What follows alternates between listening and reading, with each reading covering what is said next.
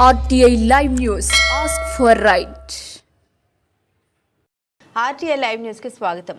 కొమరం భీం ఆసిఫాబాద్ జిల్లా బెజ్జూరు మండలం ఊడ్ సారంగపల్లి గ్రామంలోని అర్కగూడ మద్దిగూడ సలుగుపల్లి పల్లె ప్రకృతి వనాలు అసాంఘిక కార్యకలాపాలకు అడ్డాగా మారాయి. ప్రతిరోజు మందుబాబులు చెట్ల నీడకు వచ్చి మద్యాన్ని సేవిస్తూ సీసాలు అక్కడే పగులుకొట్టి వెళ్తున్నారు. 5 సంవత్సరాల క్రితమే తెలంగాణ రాష్ట్ర ప్రభుత్వం పల్లెలకు పల్లె ప్రకృతి వనాలు ఉండాలనే ఉద్దేశంతో మొక్కలను పెట్టి పల్లె ప్రకృతి వనాల్ని ఏర్పాటు చేస్తే అది ఇప్పుడు మందుబాబులకు అడ్డాలుగా మారాయి.